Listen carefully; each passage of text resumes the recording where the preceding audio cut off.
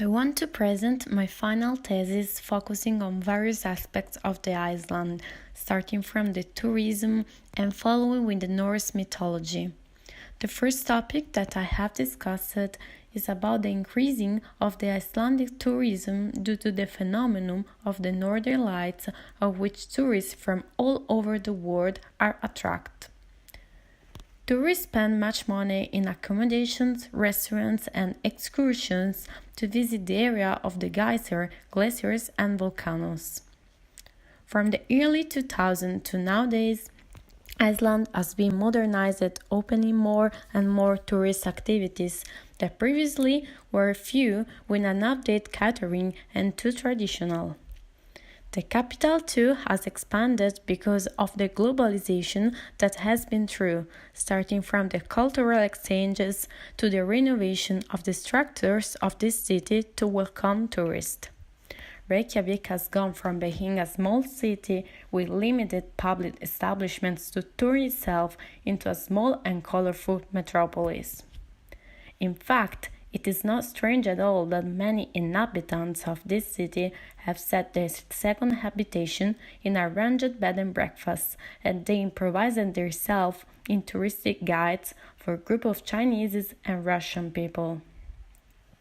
Another chapter that I have discussed is the one about the politics and the economy of the island that 10 years ago has underwent in a significant economic crisis due to the national bankruptcy linked to the financial ruin of Wall Street. The whole Icelandic population has voted for a pan-comedian out of desperation named Jognar, who has been the mayor of Reykjavik for 4 years and has played a role by helping the country during a tough moment of protest. This comedian of television played in a punk band and he knew nothing of politics. In fact, he has applied for the role of mayor by a joke.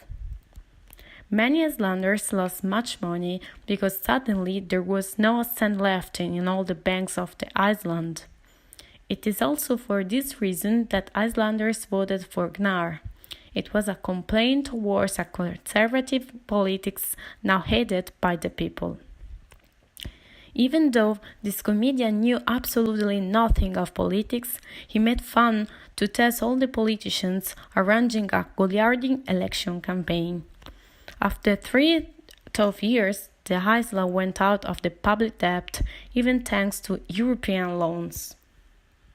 Another side of the interesting country is the processing of eider-downs feeders, a migratory bird that comes seasonally on the Icelandic coast to lay eggs on nests made of their unique and soft featherings.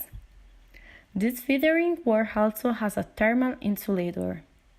In Iceland, this type of market is highly preserved by the government, and either for the quality of these features, either for the delicate collection of those, the padding of the eider-downs feathers is only for an exclusive market of powerful people that spend even about 10,000 euros for a duvet.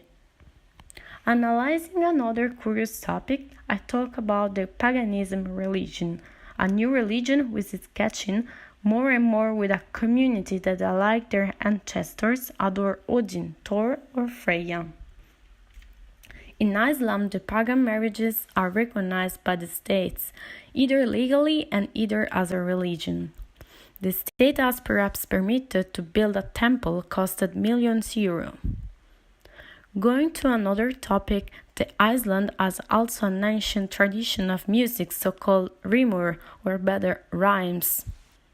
From the Middle Age in Iceland, there is a big choral and musical tradition that consists in singing in rhymes metric poems. On the other hand, in the modern world of music, the most famous singer of the island is named Björk, and she sold more than 40 million of albums in the world. This artist has been the first singer to be successful out of the island and in all the world with a bizarre style and outstanding vocal skills.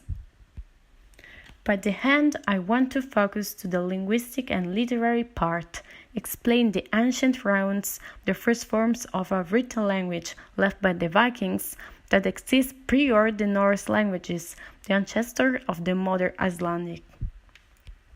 From the Norse mythology that has passed down from centuries to the analysis of the TV show Vikings.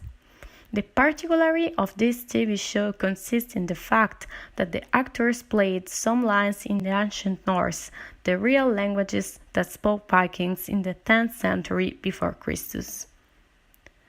The translator had translated the lines from the English into these languages to make people understand how they spoke many years ago.